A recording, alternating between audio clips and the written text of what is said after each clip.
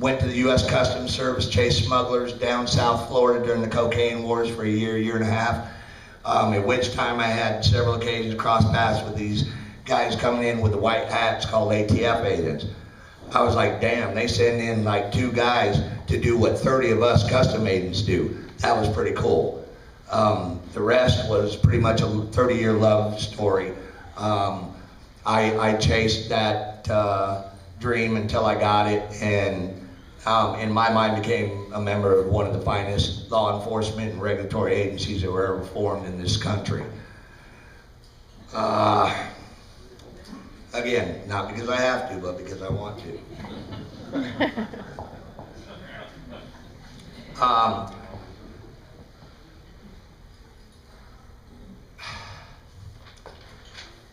I'm a whistleblower. All right, I'm not proud of that fact. It was not my choice. That term itself, in and of itself, sort of brings with it the moniker of disloyalty and dishonor within the government, within a bureaucracy. The only thing I regret about having come forward is that I stood back and watched what I saw going on within my agency. And make no mistake, my concern is with my agency. You pay me to be an ATF agent. You don't pay me to hold the Department of Justice accountable, the President of the United States. That's above my pay grade. But where I did decide to draw the line is when my agency lost its way. And make no mistake about it, we've lost our way. What initially started, I'm gonna take you through the process, and then we'll go off script, but I just want to make sure I don't miss any of this. This all started for me about 6 years ago, wherein my agency, my field division, the San Francisco Field Division, put me in a position to ignore the Constitution, to ignore the oath I took, and back me into a corner to acknowledge an oath to my agency, to my leadership, as opposed to where I actually took the oath to the Constitution and to the people who pay my salary and give me my authority. It was a quandary. The details are irrelevant, but it was significant enough that one side or the other was going to win. The true constitutional protections or an out-of-control law enforcement operation. I chose to not go with the unlawful practice that was being put before me. I was a case agent, presumably in charge. It was a struggle. For years I had watched this building. We've been without a director. We've seen the firearms laws and the Second Amendment manipulated from within the agency, within ATF. Understand this right now. I really dig the GS2AC. That's kind of a cool moniker, so I don't have to say the Golden State Second Amendment Council. But I don't care. The reason I don't care is you pay me not to care. I don't care what the laws are or what Congress does or doesn't do. I merely enforce them. I don't have an opinion.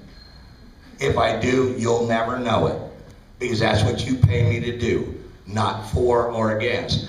What began happening is without sound leadership and with political pressure, without sound leadership, our agencies began getting manipulated, just in the way of background, so you know. So this was occurring on a local level, purely individually with myself.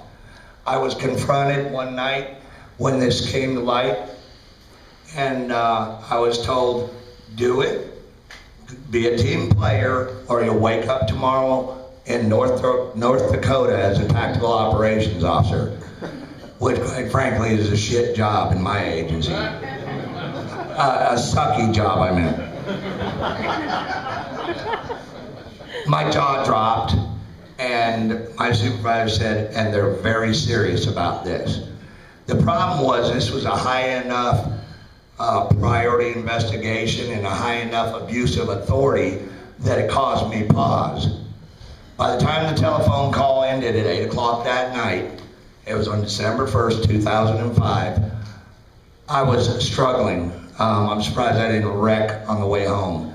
I had no idea what to do, and I had pretty much decided at that point to go along to get along. I don't like North Dakota. I didn't want to go to North Dakota. Problem was I went home and I couldn't sleep. And it just started going, I can remember it like it was yesterday. It started going round and round in my head. And one time my 10-year-old son had confronted me and told me in his infinite wisdom that, Dad, you know unchecked power corrupts. So I spanked him. So I spanked him and restricted him. But then I realized he was right. That kept going over in my head that night. And I had to make a decision at that point. And I made the decision, and I don't regret it. The problem is, I didn't make the decision until it affected me. I had been watching this nationwide. I've been around this place for 100 years. There's probably a handful of agents more senior than me. And I had seen it, I had ignored it, or it wasn't my fight. There was nothing I could do about it. And in most cases that was true, but in some, I had the opportunity or the authority to get involved, and I didn't. And for that, I'm ashamed.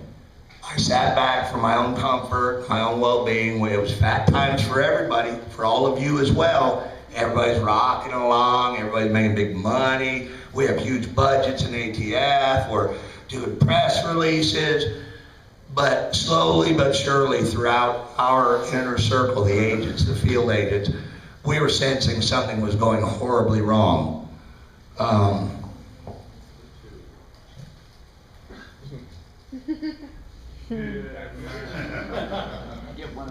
Not because you have I made to, the because you decision that want night, that fateful night, to draw the line in the sand. I can't fix the Bureau was my mentality. I can't even fix my field division. But what I can do is say, I'm not doing it. And we will let the cards fall where they may. The good news is I did that with a belief in the system. And I still believe in the system. It's broken. Make no mistake, it is sadly broken. So I confronted it. The first thing that happened was told, if you pursue this, they dropped the F-bomb, and I would be F-bombed. Fill in the blank. And I was like, really? 25 years, and we're gonna disagree on a major borderline corruption issue of abuse of authority, and you're gonna tank my career? Not on this day. So I went ahead and filed the complaint. Once I filed the complaint, and I'm going to fast forward now, but you need to know how this all came about.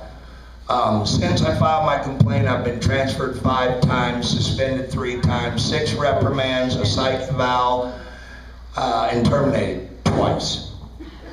I'm really getting tired of them firing me.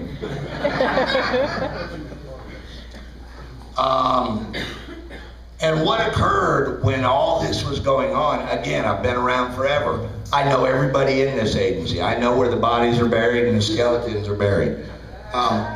This is not how we do business. And I know many of you in here, when the cocktails start flowing for me too, are going to disagree and challenge that aspect. But I've lived this Bureau for 25 years, and we don't do business like that. We are looking at the actions of a select few that have turned public service and an honorable mission. Keep in mind, ATF is one of the few agencies that is mandated by the constant